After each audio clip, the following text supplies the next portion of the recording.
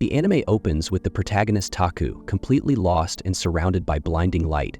He asks the obvious question, "Where am I?" as if the light itself would answer. His last memory was of being swallowed by this mysterious glow, and now he found himself in an unfamiliar place. Moments later, a woman named Nolan appeared and explained the situation. She apologized, admitting that Taku's arrival was a mistake. He wasn't supposed to be part of the summoning. Out of Taku struggling to piece everything together, Nolan clarified that the summoning process wasn't as precise as it sounded. It randomly pulled individuals from different worlds, and he had been an unintended casualty of the spell. Once she realized the blunder, she resorted to unconventional magic to isolate him and bring him to her. She went on to admit that the summoning spell was flawed and extremely dangerous. It had even been banned because it could destabilize the world, but some reckless kingdom decided to use it anyway. She tried to stop them, but things spiraled out of control. Taku asked about the others who had been summoned with him, hoping for a silver lining. Nolan told him they were sent to the correct location because they were legitimate summonings. That was when Taku let out a sigh. "So, I'm just a mistake," Nolan confirmed it, leaving him more frustrated. He demanded to be sent back home immediately, but she told him it wasn't possible. His physical body had been destroyed during the summoning. Taku's confusion turned to panic as he asked, "What do you mean I don't have a body?" He looked down and saw that he was nothing more than a glowing orb of light. Nolan explained that his body couldn't survive the process and apologized again for the disaster. Taku, feeling his frustration boil over, told her that apologies wouldn't fix anything. He wanted to know how he was supposed to live now. Nolan suggested he adapt to his new form and start a new life in this world, as returning to his old one wasn't an option. Taku, still grasping for solutions, asked if he could at least be sent to the holy city of Cydonia. Nolan said it was possible, but warned that life there was difficult, especially for someone summoned by accident. Wanting to make up for her mistake, she proposed sending him to a different place with a new body and a special blessing. When Taku asked what kind of blessing, she described it as being similar to powers from video games and anime, something she thought might suit him. She told him he could begin this new life by saying the word status. Reluctantly, Taku said it, and a glowing screen appeared. It displayed his name, age, and a blank profession. Noticing the blank space, Taku insisted that his old job be listed, as if clinging to it would make this nightmare any less ridiculous. Nolan took the time to explain the world's elaborate job system, treating it like a casual job fair for newly summoned residents. Takumi, clearly not thrilled about the idea of being an adventurer, requested a non-adventurer job. Nolan, playing the role of a magical career advisor, granted him some handy skills and sent him off to start his new life. Takumi, feeling more like a disgruntled tourist than a hero, crash-landed on the continent of Asgard and immediately grumbled about how awful the whole experience was.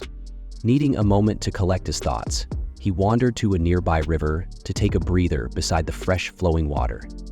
It was there he caught a glimpse of his new face for the first time. The perfected, generic Isekai protagonist look.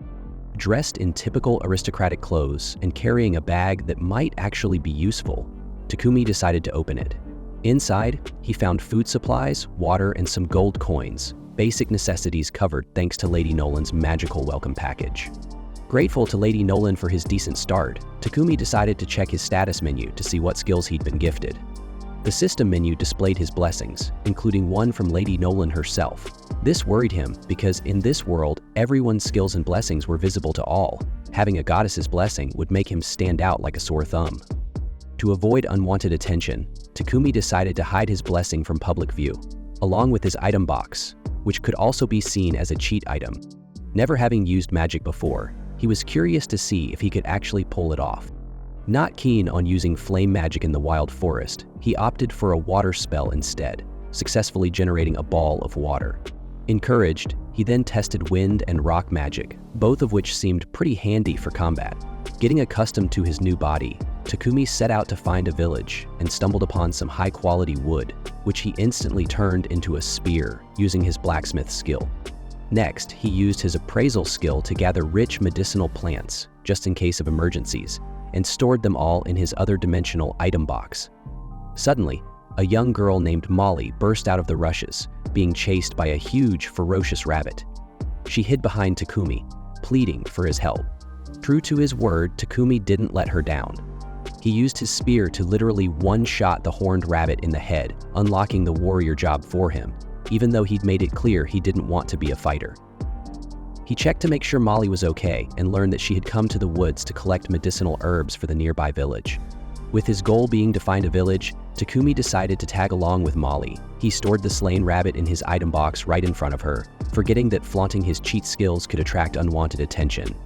Meanwhile, back at the Holy Sidonia Empire, 3 high schoolers suddenly found themselves in a large hall, greeted by a cloaked woman who declared them the new heroes of the world. Elizabeth, ever the drama queen, introduced herself to the high schoolers as the first empress of the Holy Sidonia Empire. With a grand flourish, she removed her cloak to reveal a face so unsettling it could have been a villain audition. Akane, one of the summoned heroes, accidentally triggered her blessing from Lady Nolan. This gave her an immediate gut feeling that Elizabeth was not the kind of person you'd trust with your life or lunch money. Meanwhile, Takumi and Molly had arrived at Board Village, which, contrary to its name, was brimming with activity. Molly's parents, Banga and Martha, were profusely thankful to Takumi for saving their daughter from the ferocious rabbit. When Takumi politely asked if he could stay for a while, they didn't just say yes. They started building him a house. Takumi was stunned. Who builds a guy a house just for asking to crash for a few nights? Shocked but not one to turn down free real estate, Takumi decided to help out. He tried using magic to level the ground, but his lack of experience with mana management landed him flat on his face. The villagers, impressed by his magic but concerned for his well-being, assured him they'd handle the construction. In record time, his house was finished, complete with furniture. Takumi settled in and, being the overachiever he claimed not to be, decided to channel his tiny brain into blacksmithing. Using a mix of iron ores, including some magical ones, he experimented with alchemy to melt and mold them into ingots. Normally, this would require a massive furnace, but Takumi wasn't about to let physics ruin his fun. Buoyed by his success, he began dreaming up other creations. Unfortunately, he didn't know when to stop, and Molly found him passed out from mana exhaustion later that evening. Molly fetched help, and Martha immediately scolded Takumi for overworking himself. Banga, more practical, handed him a healing potion. Fully recovered and utterly unbothered by Martha's lecture, Takumi resumed his alchemy experiments. Under strict supervision, he crafted utensils and tools for the villagers.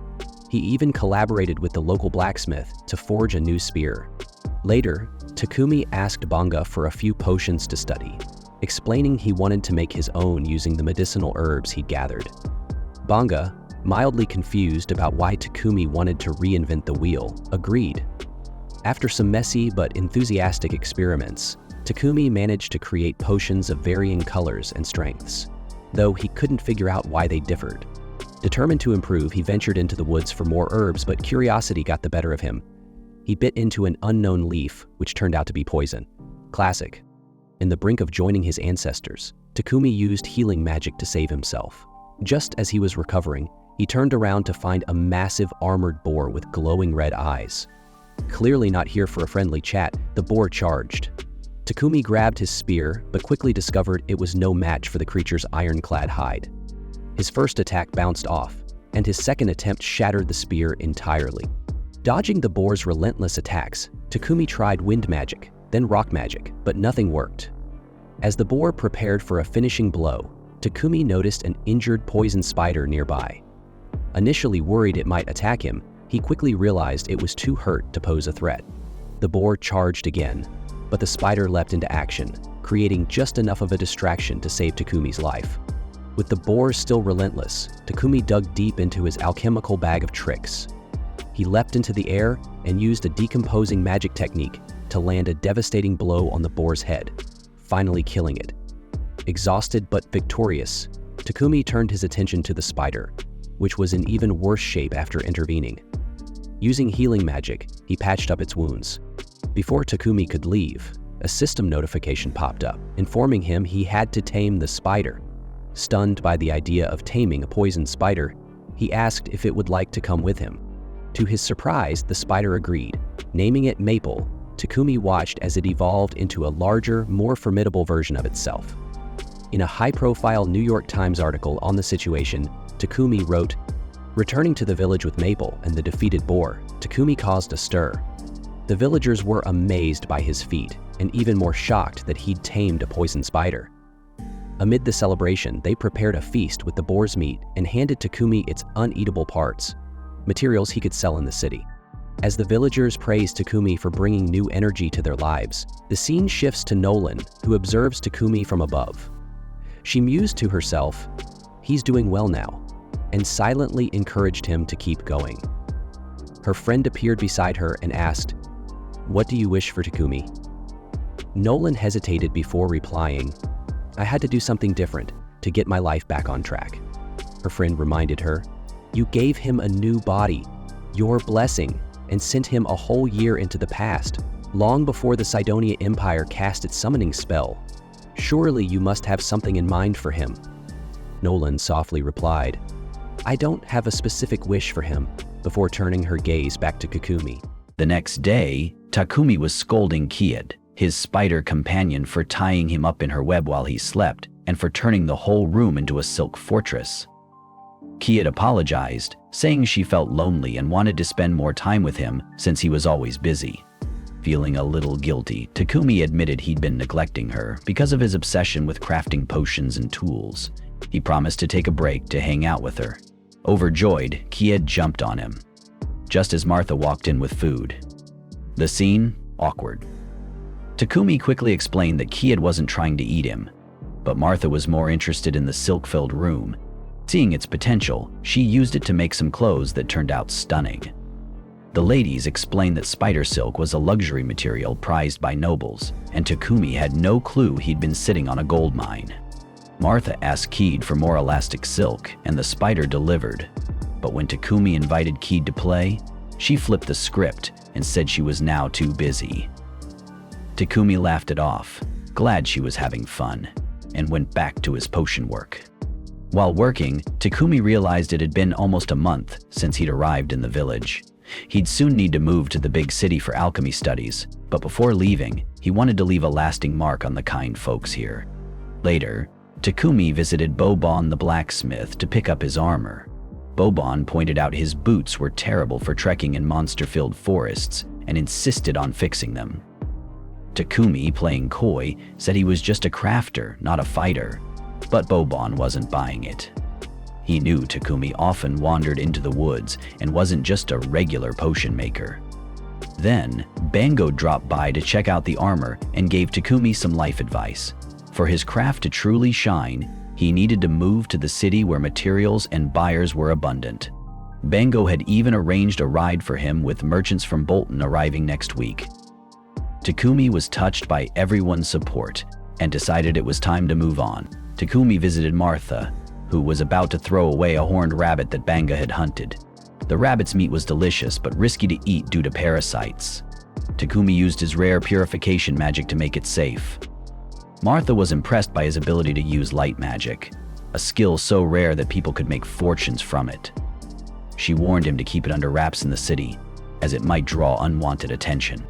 Before leaving, Takumi dedicated his last week in the village to improving it. He built a strong wall and upgraded production tools, making the place safer and more efficient.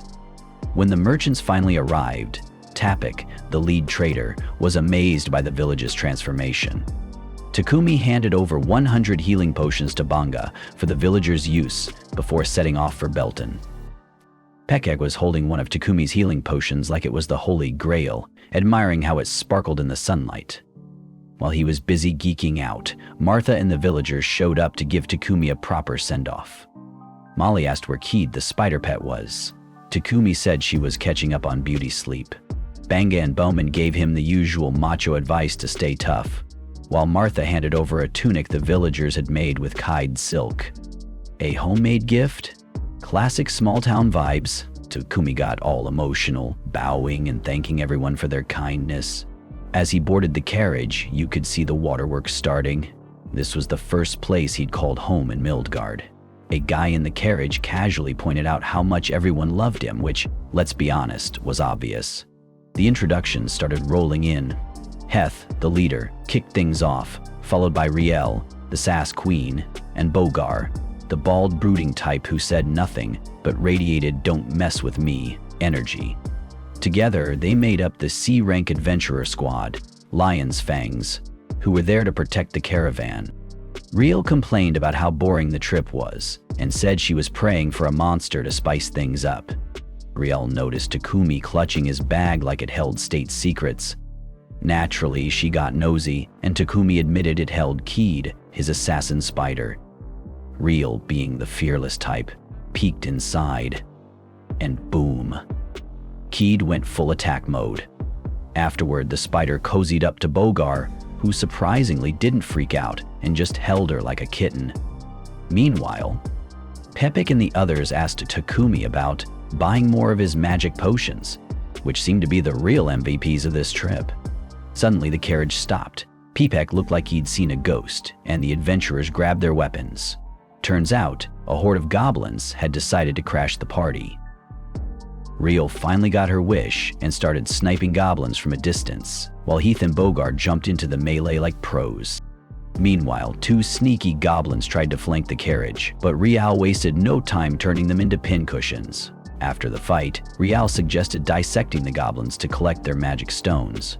The journey went smoothly after that, and 3 days later the caravan rolled into Bolton, the bustling city of Barkala. Takumi was wide-eyed and amazed. It was his first time in a big city, and everything felt shiny and new.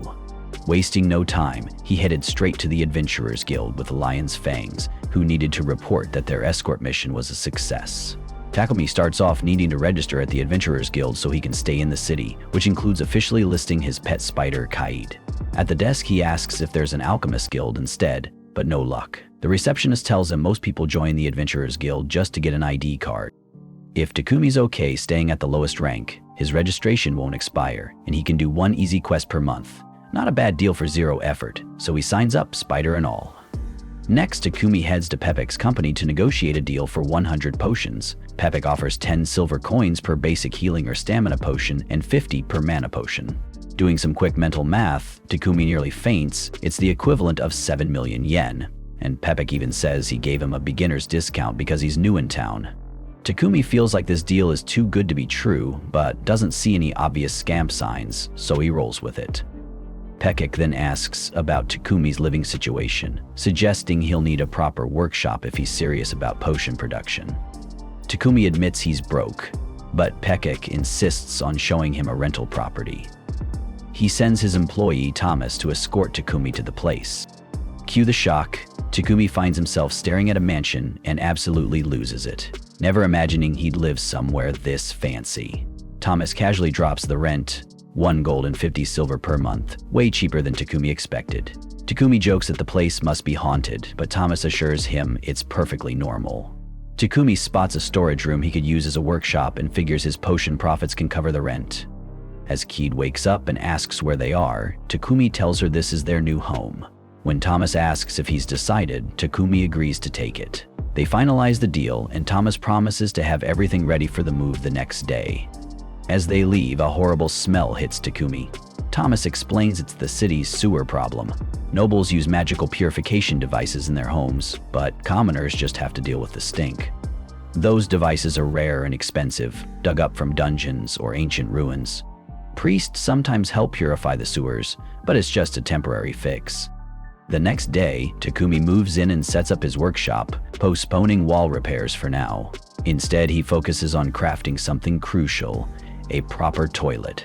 Using quartz and clay from Pepik's company, he mixes molds and uses magic to speed up the drying and firing process. After draining nearly all his mana, he levels up his alchemy and light magic and finally installs a top-notch magical toilet that purifies waste. Exhausted but proud, Takumi takes a moment to celebrate. Of course, peace doesn't last. Pepik shows up shouting for help. Turns out, Keed has cocooned the poor guy in spider silk. She insists it's a friendly welcome, but Takumi explains that only kids back in his village found that kind of prank funny. Pepik, oddly enough, seems to like the silk's texture. After freeing the merchant and apologizing, Takumi shows him the bathroom. Pepik is blown away by the magical toilet, which purifies waste and leaves only a tiny bit of residue. Paypek, impressed by Takumi's magical toilet invention, asks if the young man has a knack for light magic. Takumi, remembering Martha's warning to keep that under wraps, asks the merchant to keep it a secret. Paypek agrees but wastes no time ordering 100 more of those high-end toilets.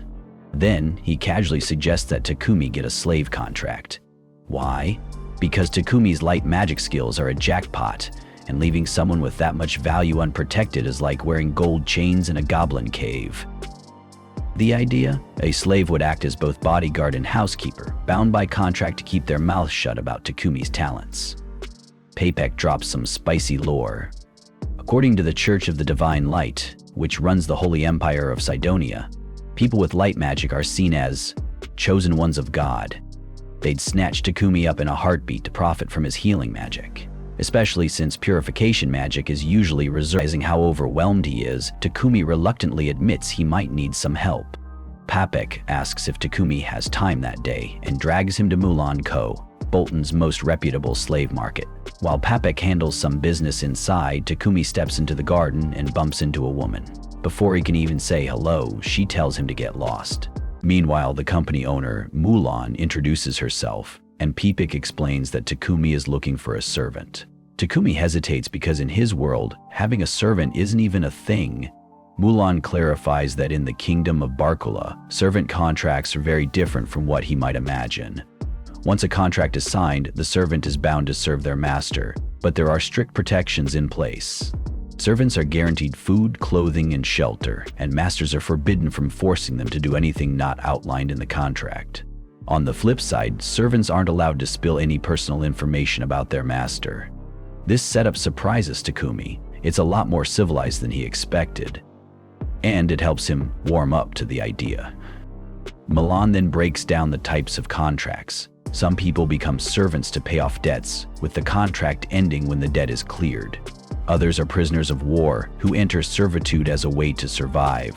Then there are those captured illegally and forced into servitude, which is the most common case. Paypek thinks Takumi should go for a prisoner of war servant because they can't be released without the master's permission. Plus, since Takumi is a producer with unique skills, having a reliable servant would be a huge help. Takumi agrees, admitting he's drowning in work, managing the house, doing his production, and fulfilling Adventurers Guild missions all at once. He needs someone to handle the day-to-day tasks at his mansion. He also points out that he ventures into dangerous areas for materials, so a servant with combat skills would be ideal to accompany him. Mulan picks up on his needs and suggests he might actually need 2 servants. She introduces Jean-Marie, a girl kidnapped by bandits as a child who has no family left. Jean-Marie has been trained in reading, writing, calculations, and all sorts of household tasks.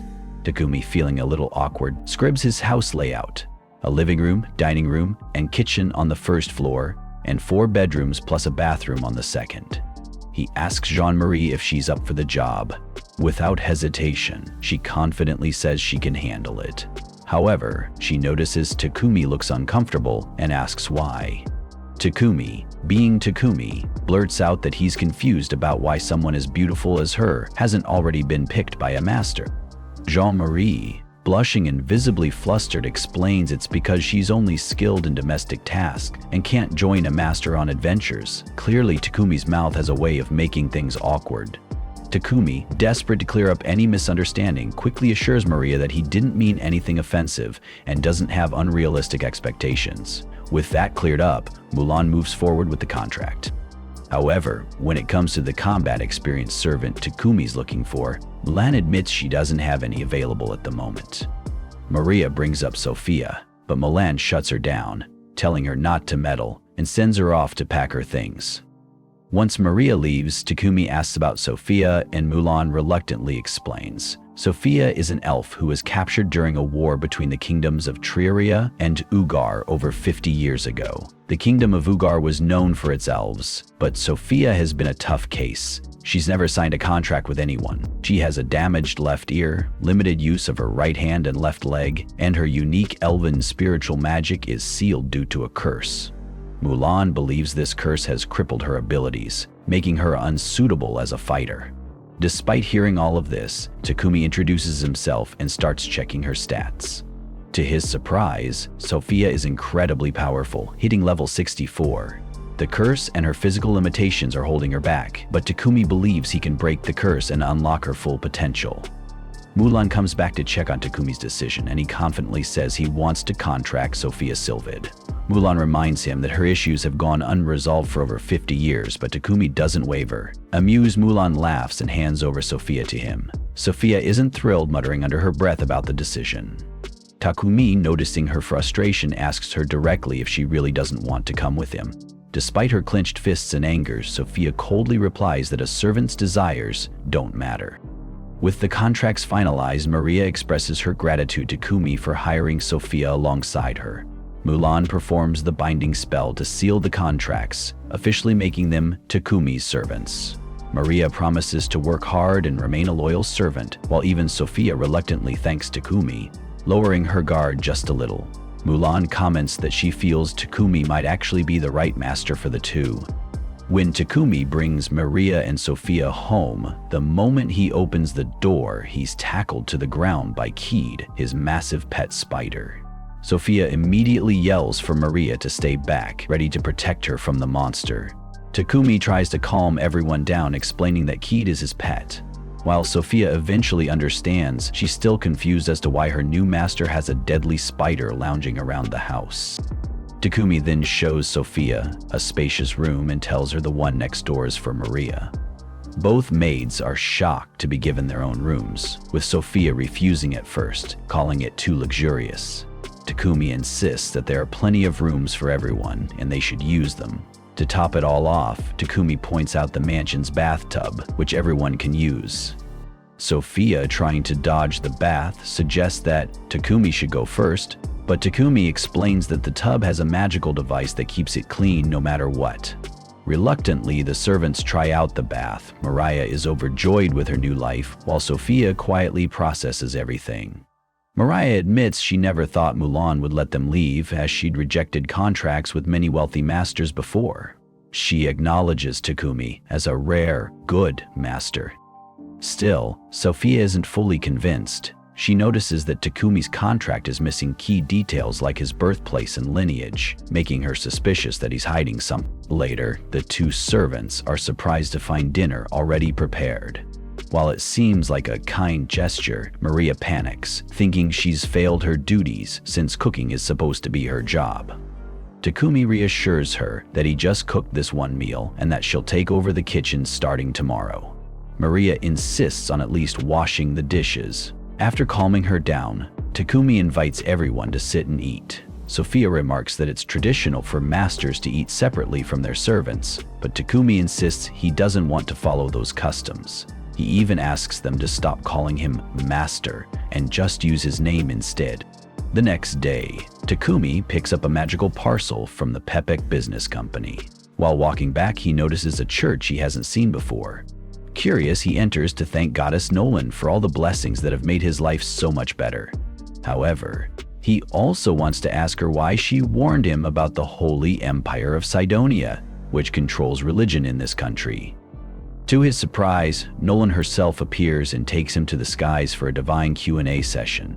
She explains that the Holy Empire of Cydonia and its Church of Divine Light have nothing to do with her. In fact, there are two religions in this world: the Church of Creation, which has worshipped her from the start, and the newer Church of Divine Light, which worships a non-existent god. Nolan reveals that the Holy Empire of Cydonia used force to spread its influence, and even activated the spell that summoned Takumi to this world. She didn't intervene because she wanted to respect humanity's free will. She warns Takumi that while her blessing will last forever, the part of it that has helped him meet good people and grow quickly will fade over time. From now on, his success will depend entirely on his own efforts. A year later, in the Holy Empire of Cydonia, a leader sits on his throne asking about the summoned heroes. His subordinate reports that the three heroes are training under Homer and Packard. While they were initially reluctant, Elizabeth convinced them to serve the Empire. Meanwhile, Akira and Yamato are honing their sword skills under intense pressure. When Yamato makes a mistake during training, a man mocks him, saying, "Is that all you've got?" This comment triggers Yamato's memory of being humiliated in a past fight by Ippon. Determined not to fail again, Yamato picks up his sword, ready to push forward and redeem himself. Akane gets called for training, but she flat out refuses because, surprise, she hates violence. That's when Elizabeth shows up to spin it as necessary strength to save the world. Akira jumps in with his knight in shining armor act, promising to protect Akane no matter what.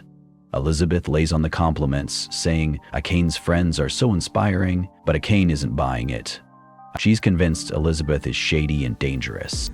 Meanwhile, Takumi comes home and, as usual, his overly enthusiastic pet spider knocks him flat. Maria and Sophia rush over to help him pick up his things. But when Sophia reaches for a magical parcel, Takumi yeets it into his item box faster than you can say suspicious, making Sophia even more curious about what he's hiding. Later, Sophia decides to spy on Takumi in his workshop. What she sees is straight up weird. Takumi slicing his own arm with a knife dipped in some mysterious purple liquid and muttering, "Maria is terrible." That's it for Sophia. She bursts into the room, knocks Takumi down, and demands to know what he plans to do with Maria. But mid-rant, Sophia faints. Takumi checks her status and finds out she's exhausted and has an old wound on her hand. Wasting no time, he heals her wound and levels up his light magic in the process. After putting her to bed, Maria explains that Sophia's curse drains her energy from time to time. Takumi, not one to waste an opportunity, combines two of his spells, Dissipate and Extra Heal, and manages to heal Sophia's ear, which had been cursed for years. He's confident she'll be back to her old fighting self in no time. When Sophia wakes up, she tells Maria to run far away from Takumi because she still thinks he's shady, but Maria defends him, saying he broke her curse. That's when Sophia notices her mana is flowing freely again, something she hasn't felt in ages. Demanding an explanation, Sophia corners Takumi. He explains that he needed to level up his light magic to break her curse. The purple liquid she saw earlier? It's a poison made from the Nenum herb, which he got from Paypek. Takumi was cutting himself and healing repeatedly to level up his magic. Sophia also wants to know why he called Maria terrible. Embarrassed, Takumi admits it's because Maria accidentally mixed up and tossed some of his precious medicinal plants. Realizing how much effort Takumi went through to help her, Sophia has a change of heart. She pledges her loyalty to Takumi for the rest of her life, fully convinced he's a master worth following. That's it for episode 3. Thanks for watching my recap. See you in the next video. The following day, Takumi visits a big local library but seems irked. Alchemy seems to be dying, and at this rate, he imagines it is because it is over-reliant on the script of a long-dead magical civilization that greatly limits accurate translations. Luckily, Takumi's reincarnation has granted him the ability to comprehend every language of this world, which is a blessing. Upon getting back home, Maria remarks that she will for sure remember the most adorable moment she has ever seen, which is Sophia on her knees before the boy, as if a knight swearing to guard a princess for eternity. Kate wholeheartedly concurs with the delightful nature of this drama, whereas Takumi is not so happy with getting in the princess role in the tale. Afterwards, the alchemist completes the production of the toilet seats he pledged to Paypek and begins to think about taking a break from crafting. Maria inquires whether he will begin making something else, so he explains to her that he will, but also saying that he is contemplating a meandering trip. He intends to search for extraordinary materials and dishes, touristic places, and even some ancient ruins. Sophia is set to act as Maria's bodyguard while Maria is in charge of the house. Kate is curious about what is her business in this trip, so the owner reminds her that she is a pet, therefore she comes. Getting ready to be left home alone, Maria refuses to be left behind and begs to join her friends, but the master has to remind her that there are too many household duties that need to be done. Maria, having nothing to say, cries out, looking angry and miserable. Attempting to plead to him, the girl begins to argue that being left alone in the mansion would be even less significant than that isolated toilet in a hot desert. Takumi thinks to himself that she always does compare everything to toilets, which is true. However, it really makes me worried to leave her alone in the house with Tifat's sorrowful expression. In hopes of finding something to make her change her mind, the alchemist firsthand uses his evaluation magic to check Maria's status. It surprises him because she has attributes with unique potential as a warrior, which is precisely what changes the boy's mind. Sophia feels her statement is fortified and brings up that she could train them both to use their powers effectively on this trip. which causes Takumi to finally cave in, allowing the younger maid to join them. He tells Sophia that it is indeed possible for them to be trained. Having that settled, it's now time to prepare for the trip. Takumi is interested to know what weapons Sophia prefers the most. She chooses a longsword, a 2.5-meter spear, a bow, and 2 knives. Surprised by the elf's request, the alchemist inquires if she needs a shield as well. She seizes the chance and refers to a smaller, lighter shield, known as a buckler. Later on, the maid is asked the same question. Given that she was trained to use short blades in the Mulan Company, a dagger or a short sword would fit her nicely. But Sophia points out her friend's attack power will be quite limited, so she offers to show the girl how to use a spear as well. At night, the protagonist sets aside some magic steel ingots for the forging of the equipment. You see, in this hidden world, not all metals are alike. The magical properties are still to be explored. The day after, spear training starts, and Sophia tells Maria to repeat some attacking actions, but now lower with her lumbar. At the same time, Takumi keeps crafting the weapons and nears completion of the spear blades. This work drains an incredible amount of his mana, but it also boosts several of his skills and classes. He adds a wing design to Sophia's weapon and flame artwork to Maria's. He then puts attack boosting and self-fixing enchantments on both. He ponders what to do with Maria's knives next. Given her role as a combat maid, he thinks it would be cool for her to keep these knives in sheaths on her thigh. In that moment, despite being far away, Maria gets an odd shiver on her thigh and feels she needs to cover up even though she's already dressed. Let's talk about that clever alchemist and blacksmith again. He needs to figure out the right size for the girl's armor, but he's too shy to ask them, so he comes up with an odd fix. He builds dolls of both girls. It's a bit weird, sure, but the guy feels more at ease working like this, instead of getting the two involved in the whole thing. After that, he thinks it'd be cool to use the shell and leather from the tough giant boar as material, plus fabric made from Cade's threads. For the style, the smart guy chooses to use his power as master to make armor he likes. Right after all the production, Maria and Sophia stand in their new armor. Maria thinks hers is so great she can believe it's real, and the elf points out that the outfit fit her as soon as she put it on. She just can't figure out how Takumi was able to make something that fits them so well. Cade almost lets slip that the guy used dolls, so Takumi changes the topic and stresses that the protection is very good because of the spider web used to make it. Takumi shows the weapons to the two, which are Sophia's sword and Maria's knives. At the end, he gives each a mithril magic ring, which will help them cast spells.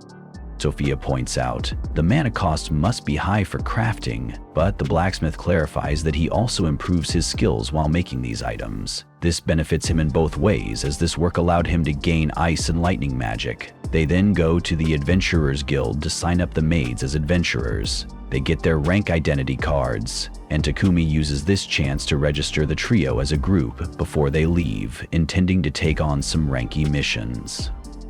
Sophia reminds him that such low-level missions won't give him any experience points, but leveling up isn't his aim. In the middle of this, a group of rough-looking men comes over to bother the girls. They tell them to leave this weakling and see the world with real men like themselves. Since they're all rank D, they believe they can look after the girls much better than some pale kid with grandma hair. Takumi moves in front of them and confronts the tough guys, who can accept that such a young boy is attempting to stand up to them. Deep within his core, Takumi is dreading the situation, but he is smart. He puts on an effort to look unbothered as he is practically on the verge of shitting himself. Attempting to be of use, one of the larger kids socks the young lad square in the head, and while this happens, Takumi goes rigid, like his body is constructed out of steel. At this point, a man arrives to calm down the ruckus, and he tells the onlookers if the boy's arm was hurt by the little fellow over there. Takumi begins to unconsciously rub his chin while trying to cater to the knot stuck in his throat. In the meantime, while Maria attempts to argue that the unfortunate kid with the gash was guiltless, the man does not buy into that premise. So Hans, who attended to the group, comes to Takumi's benefit, claiming that it was the large juvenile delinquents that instigated the fight. The employee then informs them that this man is Barak, the master of the local guild. While Barak directs some medics to treat the stupid kid who punched his worker, he allows the kid who was punched to come with him. Once in the office, Takumi is bombarded with questions regarding what transpired, and he returns none, which proves useful. His senses dialed into the event thoroughly, only feeling the aftermath of the deep, dark void he was submerged in. Detecting signs of mana in the scuffle, the receptionist wails, "Have you all used magic?" Takumi is glad that the gentleman could sense the magic, but he does clarify that no magic was used. Rather, he took some coal from the item box and, after synthesizing it to diamond, put on its shape-shifted version, and then put it on his upper body. Nevertheless, Hans sees why Takumi made an initial visit to the guild, searching for an alchemy guild. Takumi is lost on how these people he just enlisted into the guild want to promote, so the employee recommends the team to head to a few missions he would personally set them on to further their ranks faster. All three of them reluctantly agree. Without wasting time, Hans gives the team 3 basic missions. The first is to eliminate a goblin nest, the second is to take care of the remaining kobolds, and the final one is to gather merle herbs. During the initiation of the missions, Cade tells Sophia that there are 4 goblins waiting in ambush in the forest. They still have not been able to determine exactly where the final party of goblins are relative to the humans, but Takumi ruminates further and comes to the conclusion that all the missions he took on were rank G, or free classification, and the prize was 5 or 6 silver coins, which is not that bad. The issue is, though, they are encountering far too many goblins and kobolds than what was required. Sophia feels that there is a chance that a camp of those monsters are deployed close by and are led by a goblin general whose rank C. Mr. Takumi assumes that they are gonna get a beating and should head home, but Sophia and Maria are convinced that they are able to cross this border and invade enemy territory. At the same time, Cade is ordering that she is about to evolve, so a little bit of rest is overdue, and the master puts her inside the tape portal. Sophia now inquires whether this was a mobile dimension, to which Takumi answers rather shyly that he was able to learn how to use it after his space-time magic reached level 3. Then they go into the goblin camp, and the elf estimates that there are about 300 or 400 goblins inside. Mr. Takumi is losing it even more and asks, do they really need to fight so many foes? But Sophia is certain they will eliminate a large part of these numbers with long-range magic. With that said, they enchant the rings and hurl them towards the horde while shouting spells, and the destruction that follows is beyond anything imaginable. As somehow anticipated, the Goblin General and the Goblin Knight suddenly emerge. Finally, no matter how scared he is, Takumi cannot delay any longer and plunges into the monsters using his magic. A few hours later, the party returns to the guild, worn out but content as they manage to complete all the assignments in just half a day. Receiving the news, Hans is taken aback and insists that the members come to meet the guildmaster. Now, Cade pops out of the portal and bluntly punches the master's bald head, flaunting her evolution. Suffice it to say that Sophia and Takumi are perplexed, but Maria is enthralled at Cade currently being in her favorite new phase and is beyond excited that she can finally speak to the redhead. On that note, Barak said he needed D-rank members for an extermination squad. As a final note, Hans tells the group that there are rewards to be distributed, and Takumi has finally earned rank E while the girls in the group are now at rank F. Once they get back home, she asks the master for some fabric pieces so she can fashion some underwear for herself and Sophia. Takumi doubts whether enough panties can be pulled from scraps, but Maria draws an explanation to prove it's not so complicated. Believing it was the norm, Takumi sketches a design for much shorter underwear. Though embarrassed by the idea, Maria insists he should stick with that style. While they're in the middle of this, Cade walks in to announce that Papek has arrived. It turns out Papek fainted the moment he saw the mutant spider, so Cade moved him to the living room to help him come around. After a while, when Papek is back on his feet, the businessman lets them know that Lord Bolton, Marcus Godwin, wishes to meet the Alchemist in order to discuss the magical purification device. Without wasting any time, they rush to the capital, and there the Lord demonstrates his surprise at the effectiveness of the device in stopping plagues and, feeling greatly indebted to Takumi, bows to him. Takumi finds it hard to accept such respect from a person who has so much power, but Godwin has no problem doing that as much as it is required to better his domain. On top of that, Takumi was able to defeat a goblin camp, which even the Knights of Bolton did not. For this reason, the Lord requests Takumi to take extra measures to protect himself. because the loss of the Alchemist would be a great blow to the society. He gives a last warning to Takumi not to relax too much for now, particularly with the possibility of being a target to the Sidonia Sacred Empire. A few days after this adventure, the boy is tired while Cade completes the underclothes he had ordered. He brings those articles to the girls, and they are surprised to learn that Takumi spent 3 days in the workshop making these garments.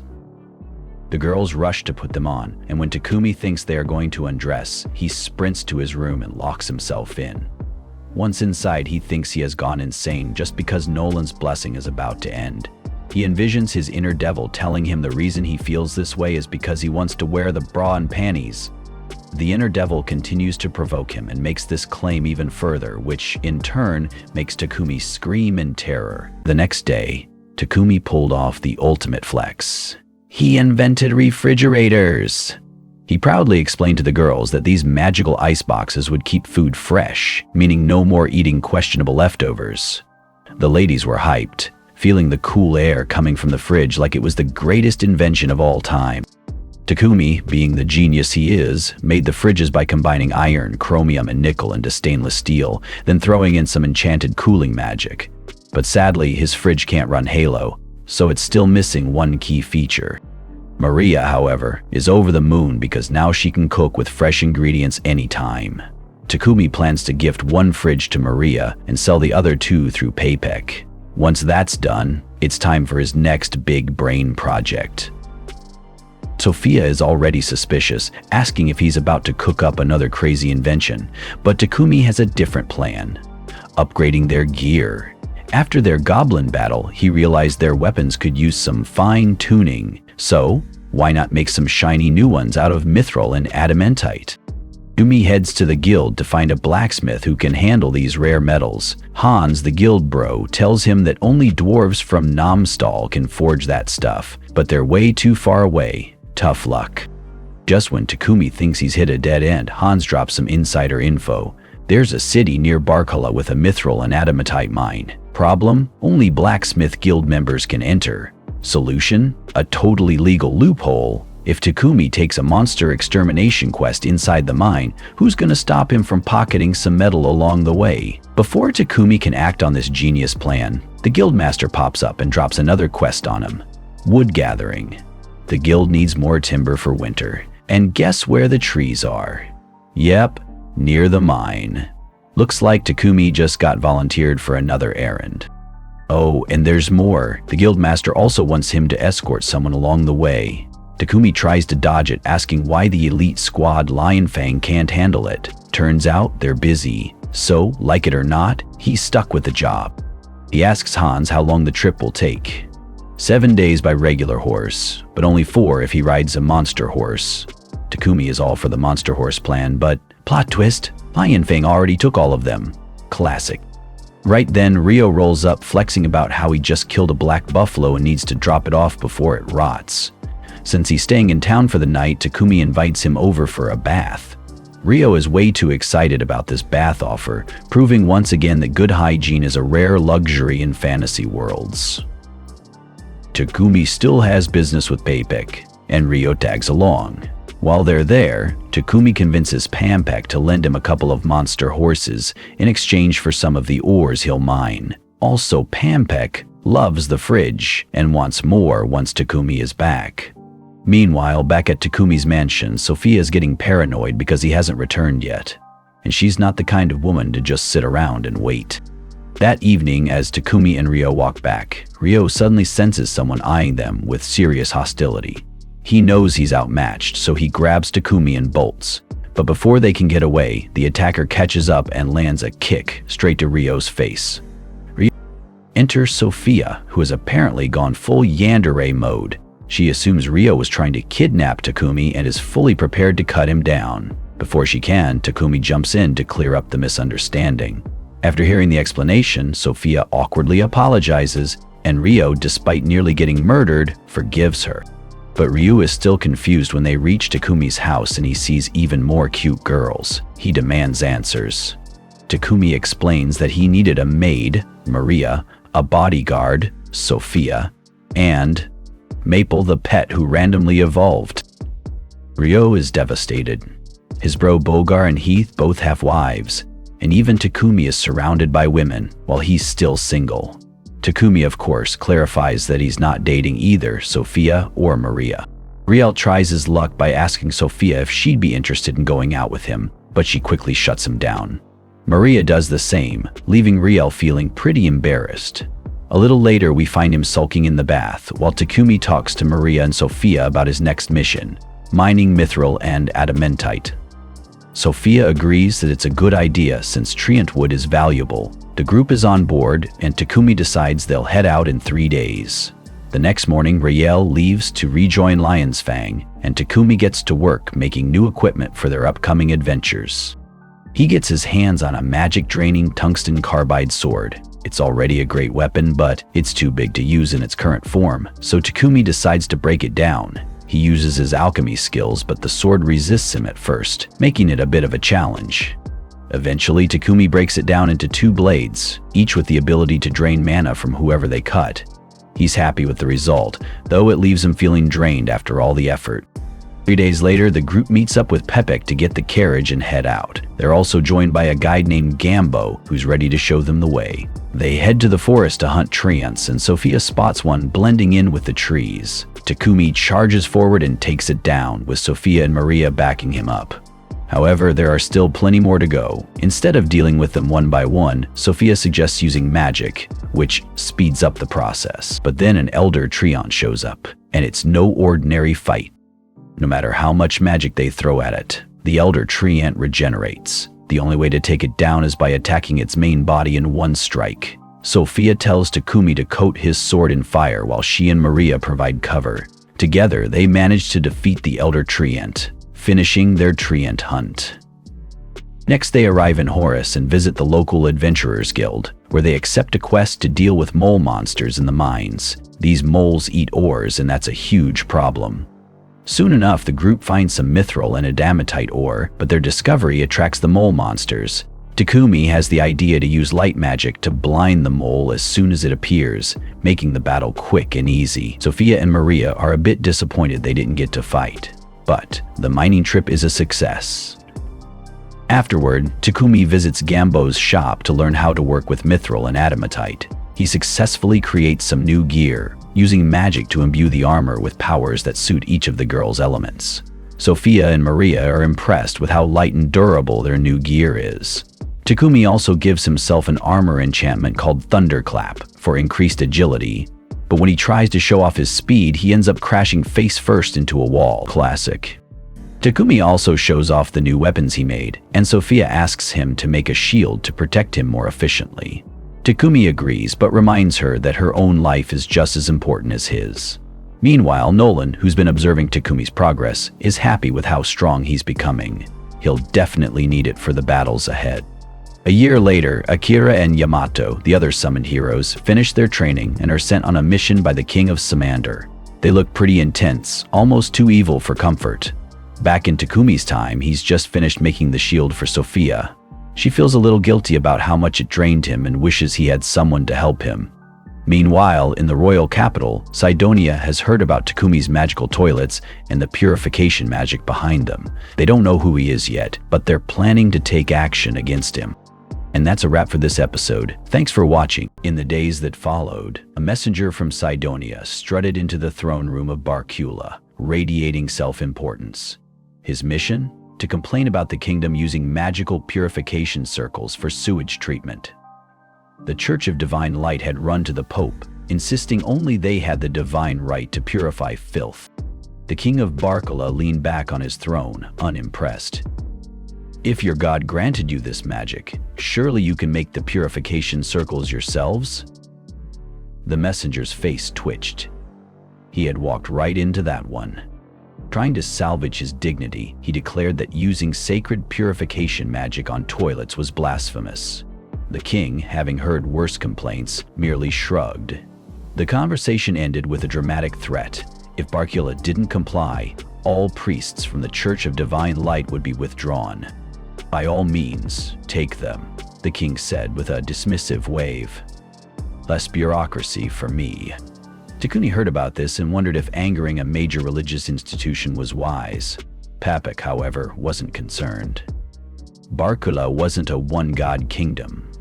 The Church of Creation, devoted to Nolan, thrived. Unlike the priests of Divine Light, who charged outrageous fees for healing, the Creation priests did it almost for free. Curious, Takumi asked who the Church of Divine Light even worshipped. The businessmen exchanged glances before mentioning a knot. Takumi shrugged. Religion wasn't his problem. What was his problem, however, was Papek informing him that the king wanted to meet him. Declining wasn't really an option. Seeing Takumi hesitate, Papek clasped his hands in mock desperation. "Please, my friend, do you want me to have an ulcer?" With no real way out, Takumi accepted. That evening, he informed his maids they'd be heading to the royal capital, Bakalodos. The ladies were ecstatic. It was their first big adventure. Takumi reminded them they had a week to prepare. Maria asked about the journey time. 7 days by carriage, he answered. That was all she needed to hear. She immediately started planning their supplies. Takumi had another idea. He wanted to enchant cloaks for Maria and Sophia with perception-blocking magic, just in case any unwanted attention came their way. He asked Papek to find dark elemental magic stones for the upgrade. At the street fair the next day, Maria casually mentioned that their master seriously underestimated himself. Sophia, agreeing completely, praised Takumi's skills, good looks, and talent. Maria shot her a suspicious look. "Wait a minute. Are you in love with Master?" Sophia nearly choked before making a hasty exit, an escape worthy of a trained assassin. Maria wasn't fooled. That elf had it bad. Meanwhile, Takumi visited the chapel to ask Nolan about this Annette, the so-called goddess of the Church of Divine Light. Nolan, clearly annoyed, scoffed. "There's only one goddess, and you're looking at her. But don't worry, you'll find out soon enough what Annette really means." Takumi had a problem. Cydonia, the Sacred Empire, was suddenly paying way too much attention to him. He suspected it had to do with Nolan's blessings, but she dismissed the idea. "Nope, they were interested in you from the start," she said. She admitted to using time magic when sending him here, placing him in the world a full year before the other summoned heroes arrived. Takumi, processing this like a bad plot twist, wanted more answers. Nolan pulled the classic divine move, "Oof, time's up," and sent him back without another word. Waking up in the chapel, Takumi grumbled about the goddess dodging his questions. Since he had no plans to meet those other heroes, why stress? Meanwhile, 10 months earlier in Cydonia, those very heroes were sweating through intense training. Back in the present, Takumi decided to spoil his party a little, gifting them enchanted cloaks. The girls loved them.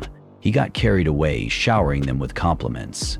Maria's sharp glare snapped him back to reality, and he clapped his hands to his head in regret. Shifting gears, he unveiled his next idea: a custom carriage. Why rent when we can own? The only catch? They needed a monster horse to pull it. Maria, barely holding back laughter, asked if Takumi even knew why Bolton was called the City of Adventurers. He did not. Sighing, she explained that Bolton was surrounded by monster-infested zones, including the Death Forest, where unicorns, purebred horses, and even griffins made regular monster horses look slow. That settled it. They were going to the Death Forest. As they traveled, Takumi wondered if Drake's horses were actually related to dragons. Maria said no, though their scaly bodies and big horns made them look like dragons playing dress-up. A wild wolf sprinted toward them, only to zip right past, ignoring the group. Takumi smirked. Guess our cloaks work like a "do not disturb" sign for monsters. Sophia, eager for a fight, ripped off her cloak. "Let's train." Takumi groaned. The elf soon proved her point by one-shotting a giant boar. Maria, thrilled about all the extra meat, was already planning dinner when they stumbled upon a dead Trent. Takumi nearly fist-pumped. "Score! Free high-quoted wood for the carriage." Cade, meanwhile, wandered off and found a wounded dragon mare. When she tried to help, the mare blasted her with a laser beam. Instead of being offended, Cade remembered when Takumi saved her and decided to return the favor. Two giant ants emerged, the real culprits behind the mare's injuries. Cade webbed them up, but the mare fried them anyway. Unfortunately, their whole colony showed up. Thinking fast, Cade threw up a web barrier. Bad news? The ants started eating through it. Worse news? The barrier blocked her telepathic SOS to Takumi. As the ants broke through, Cade hugged the mare and braced for the worst. Then, scene change. Cade woke up to Takumi gently patting her head. Relief hit her so hard she nearly cried. The party explained why they hadn't responded. Her barrier had blocked all mana signals. Oops. Calmer now, Cade explained the mare's condition. Takumi tried to heal her, but the stubborn creature rejected it. Sophia tensed. Something's coming. We need to move. Cade panicked at the thought of leaving the Drake mare behind, but Takumi reassured her. Relax. We're taking her with us. He scooped up both Cade and the dragon horse and teleported them to his alternate dimension. Sophia sighed. You do realize shoving a high-level monster into your pocket dimension without a proper contract is reckless, right? Not to mention the ridiculous strain it's putting on your body. Takumi, ever the stubborn one, waved her off. Nah, I'm fine. And then, like a drunk trying to prove he's sober, his knees buckled and he face-planted into the ground. He reached for a potion to recover, but his trembling hands fumbled it. Before he could even swear, he was out cold. Half a day later, Takumi was still unconscious in bed. Sophia observed him with concern. Even in his sleep, he's keeping that dimension running. If Cade doesn't pull the dragon mare out soon, he'll shrivel up like an old raisin. Determined, she took his hand and pressed a soft kiss to his fingers, a direct link to Cade inside the alternate dimension. Cade, we have a problem. You need to get that dragon mare out of there. Cade hesitated. But if she suddenly pops up in a new place, she'll panic and wreck the place. Sophia sighed. Well, if you don't, Takumi might actually die. So, how about setting up another barrier like the one in the forest? That way, she won't see the surroundings and won't freak out. Cade mulled it over before nodding. All right, leave it to me. With that settled, Sophia turned to leave, but Maria stepped in. Where are you going? Epic Company. I need to buy medicinal herbs for monsters. Maria smirked. Nope, you stay here and take care of our unconscious idiot. I'll handle the shopping. Meanwhile, in the great void of unconsciousness, Takumi started to feel warmth in his left hand. He heard the voices of his companions. Wait a minute, am I dying? Panic over, he bolted upright, gasping. His hand was still warm. When he looked down, Sophia was holding it. Her face flashed from surprise to relief. Maria, peeking through the door, giggled. Well, well, well, would you look at that? Takumi ignored her and smiled at his elf companion. I'm really glad I met all of you. A quick check-in later, they all gathered near Cade's barrier. The dragon mare inside looked much better. Seeing this, Takumi crouched down. All right, girl, how about you and I become friends, just like I did with Cade? The mare tilted her head, then sparks of electricity crackled from her horn. A magic circle formed beneath her as Takumi activated his taming skill. The energy surged, and with one last pulse, the bond was sealed. With a grin, he cast a high-level healing spell, restoring the mare to full strength. Cade, bouncing in excitement, asked, What's her name? Takumi scratched his chin. Well, I named you Cade because of the maple leaf on your abdomen. So let's go with Tsubaki, a camellia tree that stays green year-round and blooms with red and white flowers. Maria clasped her hands together. Ooh, that's a beautiful name. The others nodded in agreement. Tsubaki leaned in and nudged Cade, who immediately threw her arms around the mare's neck. I was so scared when I was alone in the forest, but everything changed when Master saved me. Maria wiped an imaginary tear. Okay, this calls for a feast. I'm making a special dinner. Everyone cheered, because who says no to food?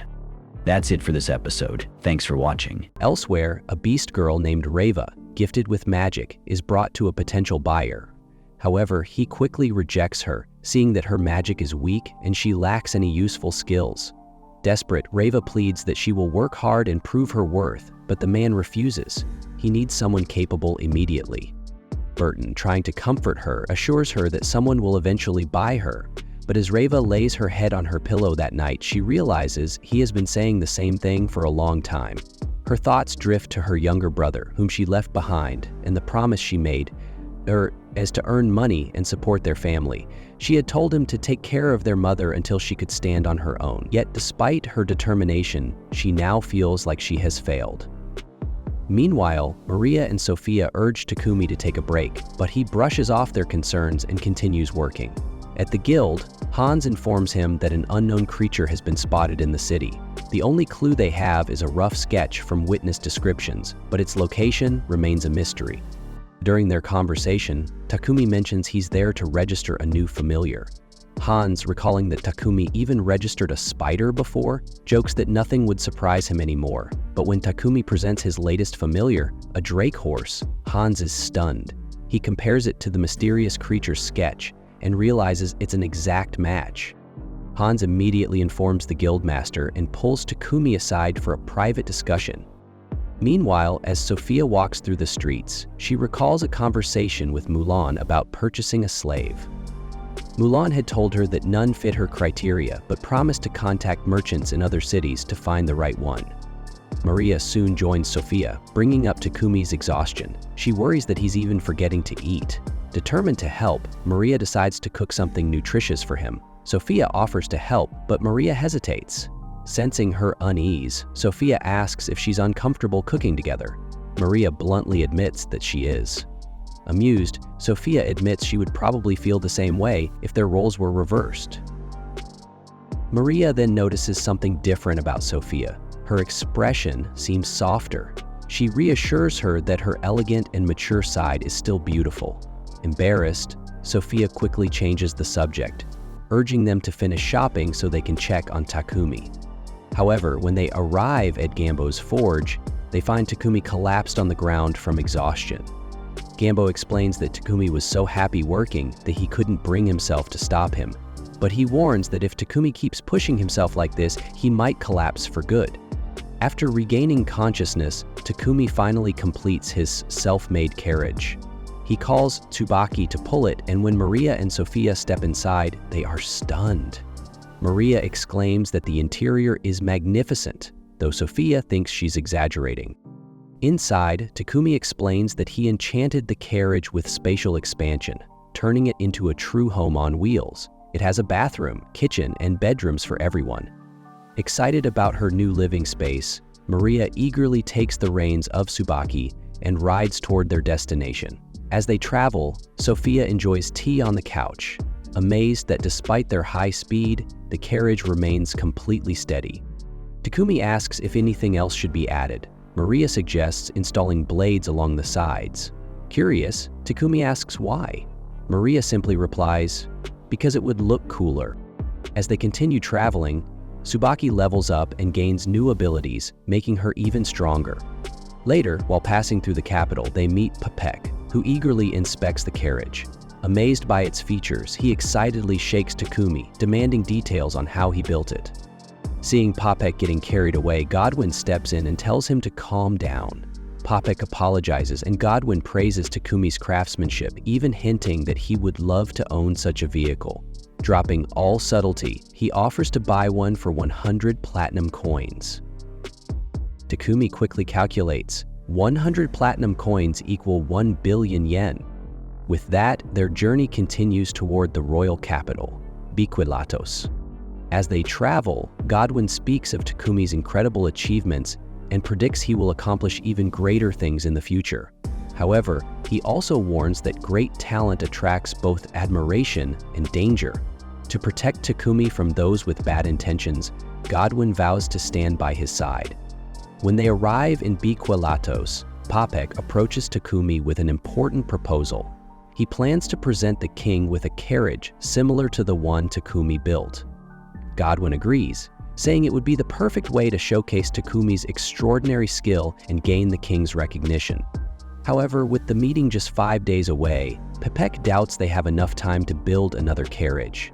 Instead, he suggests that Takumi start working on it once they return to Bolton. However, Takumi interrupts, confidently stating that he can build the carriage within 5 days. Moreover, if he builds it in Bolton, he would have to transport it all the way back to Bakwa Latos, which would be a hassle. Hearing this, Popek offers to help find a spacious place where Takumi can work. Later, when they reunite with the girls, Takumi mentions a company called Palom, which Popek recommended. Sophia immediately recognizes the name, explaining that the company is owned by a man named Burton and is known to be very reliable. Despite having Pak's support, Sophia warns that Takumi will need more people to assist him in constructing the carriage, as he has already overworked himself on previous projects. Takumi insists that he is not tired. Sophia advises Takumi to consult the Palom company to see if there is someone who can assist him. After talking with them for a bit, Takumi realizes he has been pushing himself too hard and decides to follow Sophia's advice. He then goes to the Palom slave trading company in search of an assistant who understands alchemy. Upon hearing this, Burton explains that Takumi will need someone with magical aptitude. While the two negotiate, Maria approaches Sophia and informs her that Ked has disappeared after wandering around the building. Concerned, Sophia goes looking for her and suddenly comes across Rav collapsed on the floor. Startled by the scene, Sophia tells Ked to stop wandering around alone and then apologizes to Rav for the scare. However, Sophia reassures her that Ked is actually a kind girl and wouldn't harm anyone. At that moment, Sophia notices an old book on the ground. Rav explains that it is her magic book, containing an encyclopedia of alchemy fundamentals. After talking with Rav, Sophia picks up Ked and heads downstairs to leave the building.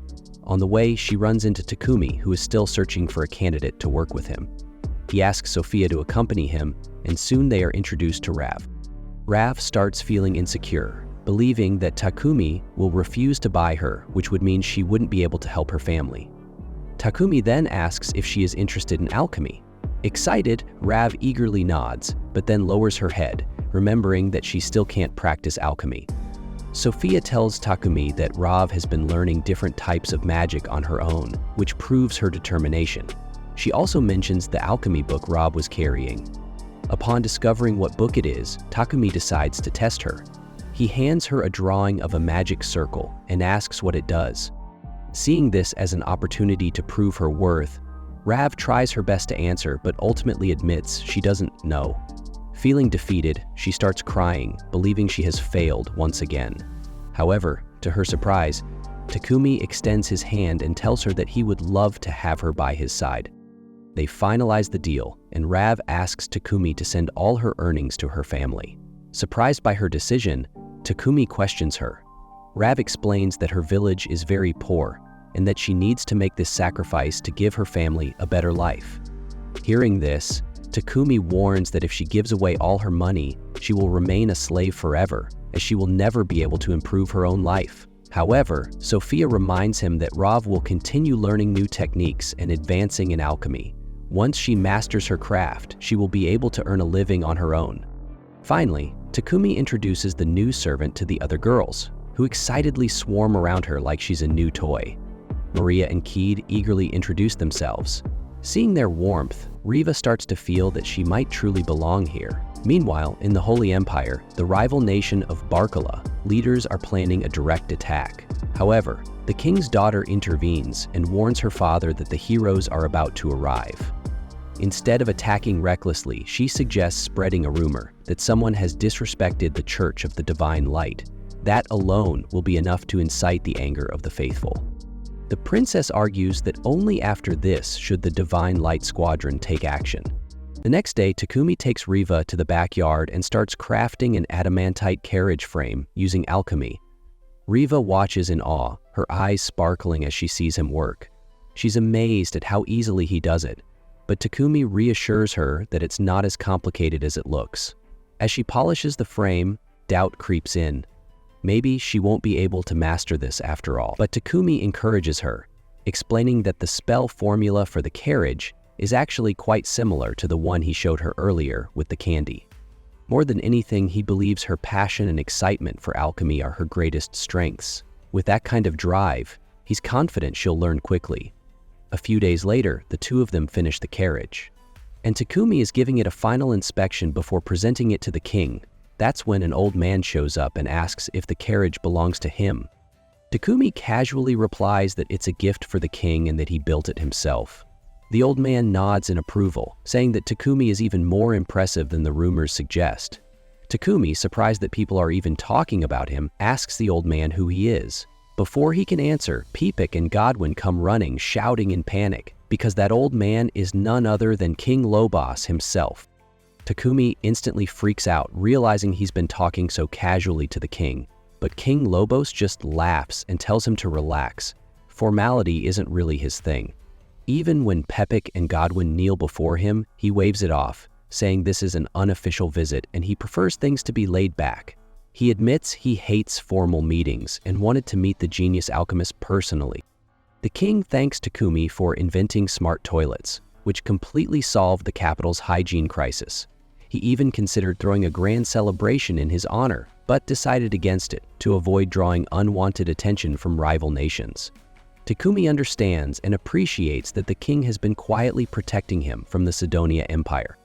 After their chat, Takumi presents the completed carriage, receives his reward, and heads home. Meanwhile, King Lobos instructs his assistants to ensure no one finds out about this meeting. His assistant agrees, but warns that once they start exporting Takumi's unique magic devices, his fame will be unavoidable. A few days later, Takumi finalizes the purchase of his house from Peepik, making it officially his. Now that his living situation is settled, he decides it's time to discuss wages with Maria and Sophia. However, both girls refuse to take any payment, saying that Takumi already provides everything they need, plus a little pocket money now and then. Takumi isn't happy about this.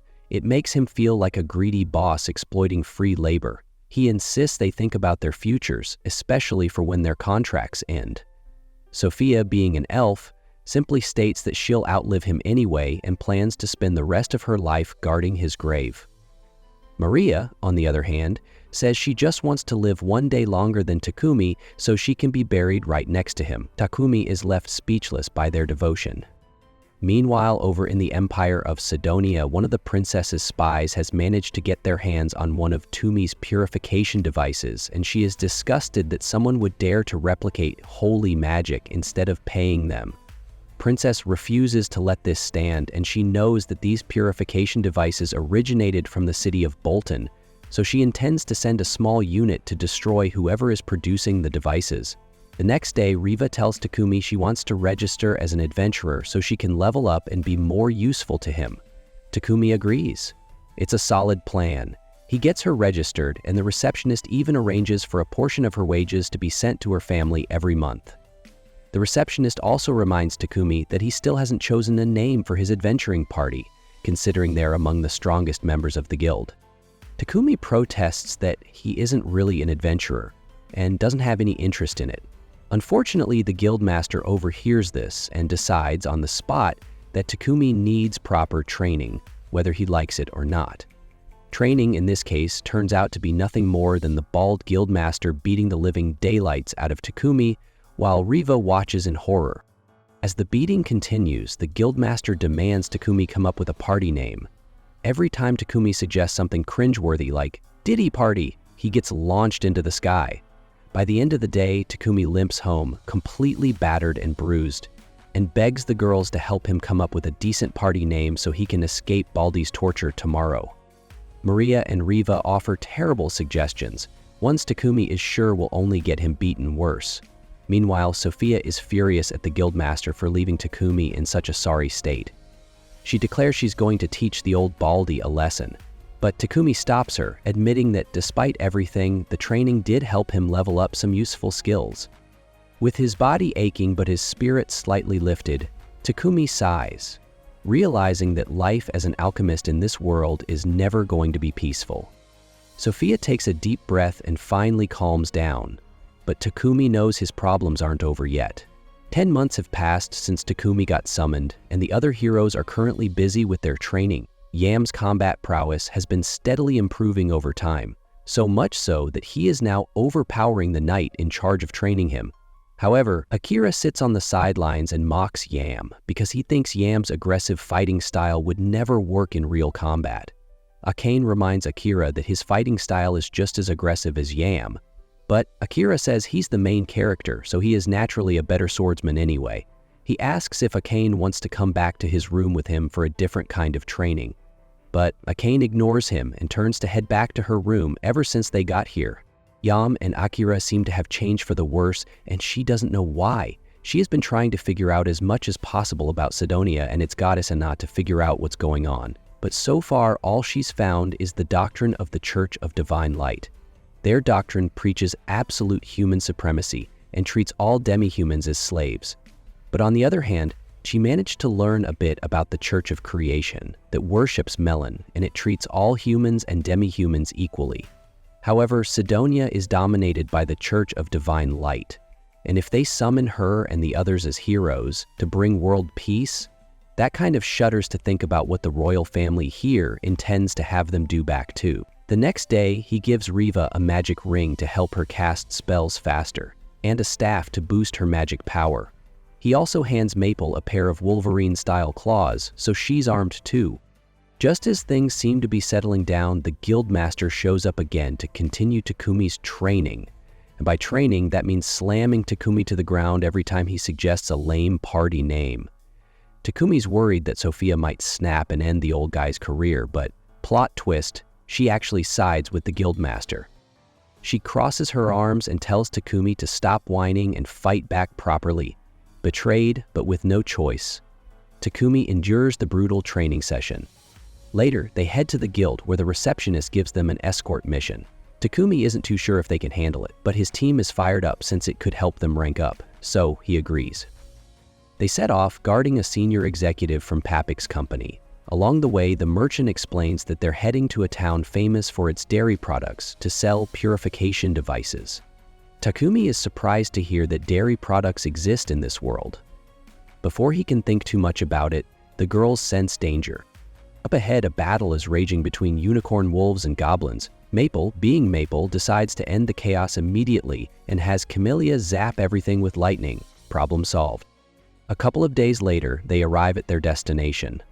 While the merchant handles business, Takumi and his crew explore the town and try some dairy-based dishes. He orders a cream stew that reminds him of Earth.